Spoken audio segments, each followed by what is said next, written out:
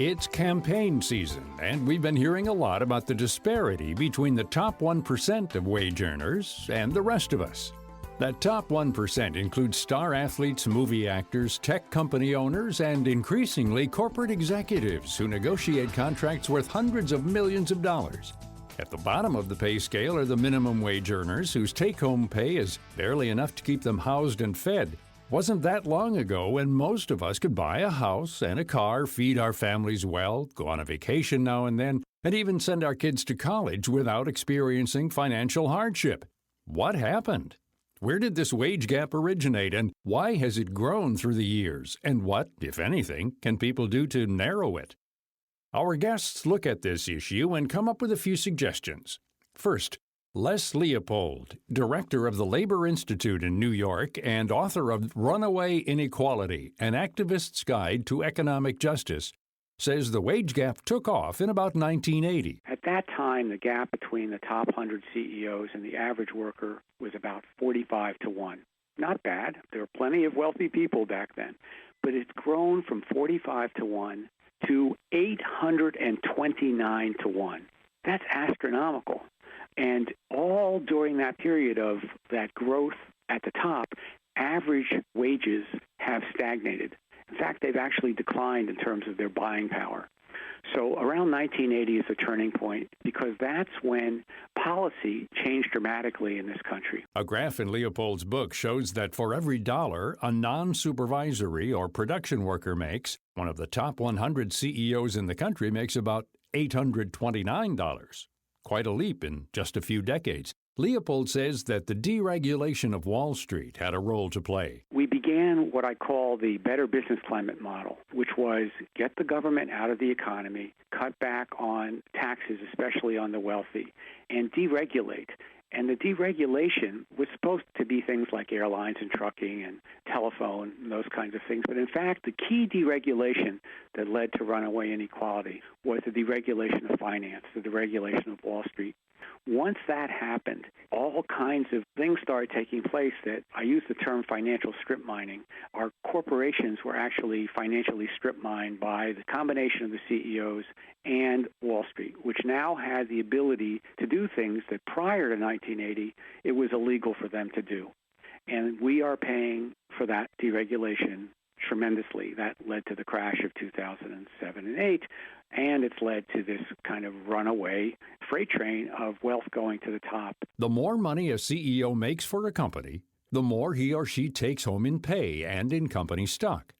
David Lewin, Neil H. Jacoby-chaired professor emeritus in the Anderson School of Management at UCLA, is an expert on executive compensation. Lewin says that there is an easy way to look at executive pay that brings the entire issue into focus. He says to view it like the U.S. Open tennis tournament. The winner might get $2 million, the second-place finisher $1.5 million, and so on down the line to 50th place, where the loser gets rewarded just for playing. If you take out first place in that tournament, write in CEO, and add a 0 or 2, you would now have CEO at the top of the income distribution at $200 million. Strike out second place and write in COO or president, chief operating officer, president, add a 0 or 2, and so on and so forth. Strike out third place, add CFO. Strike out fourth place, add VP of marketing or director of marketing or chief of marketing. And 50th place would be not your average worker providing services or goods production, but your lowest ranked worker. This now gives you a picture of what's happened to executive compensation. It used to be that the line would be upward sloped, but the differential would be 40 or 50 or 60 or 70 times from the top to the average. There's another aspect to the growing wealth of executives. As the decades went on, not only did top people make more money, they also got to keep a lot more. Income inequality started to increase in the early 1980s, and that was associated with the tax cuts in the Reagan administration. And those tax cuts wound up cutting top rates much more than middle or lower rates. That meant that executives who were paid could keep more of the money that they got rather than having it go to the government in taxes. And that sort of thing has continued, so that the tax rates that pertain to income are relatively low at the top compared to what they used to be. It may surprise you if you don't know it, that when Dwight Eisenhower was president of the United States, the progressive income tax, the graduated income tax rate, federal tax rate on income, went up to 91%, and that kicked in at $200,000. Compare that to 2015's top rate of 39.6% on ordinary income, your paycheck. And it's a very dramatic reduction, especially when you figure in how executive compensation has risen exponentially. There's something that rankles many people more than what top executives make, though. Often, when CEOs fail to produce for their companies, they can leave and join another one. Like a losing tennis player can enter another tournament and be rewarded, win or lose.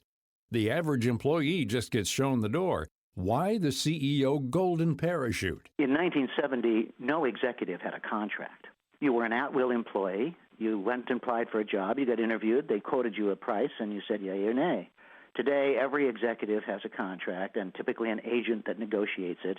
That's another thing that is consistent with tournament theory. If you're a top star or an entertainer, and that's what CEOs have become, then you have an agent. You don't negotiate for yourself.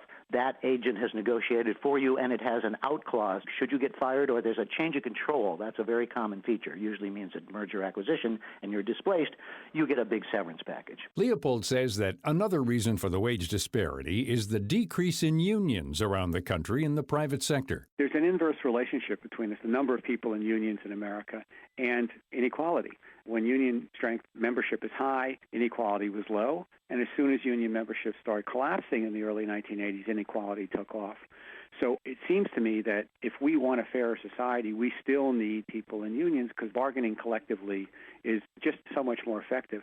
Low-wage workers like McDonald's workers in the United States are getting wages that I can't imagine living on $9 an hour, $8 an hour. In Denmark, where unions are very strong, the wage of McDonald's workers is $20 an hour. They live a completely different life. They live a middle-class life working in a place like McDonald's. And if McDonald's chooses to be in Denmark, they have to pay those wages because they're very strong unions. So I don't think the role of unions have ended. Lewin says that not all companies buy into the high executive pay and low minimum wages model. He says that these corporations are doing just fine for themselves because of the way money moves through the economy. We do have a market system, so for every company that might seem to pay egregious amounts to executives, we have other companies that believe the other way, who say that, look, when we spout organization culture, we say we're all in it together, we rise and fall together, that has to apply in compensation. And in those companies, the differential between the CEO and the average employee might be in the neighborhood of 12 times or 15 times or 20 times. It's still substantial, but it's nothing like 100, 200, or 300.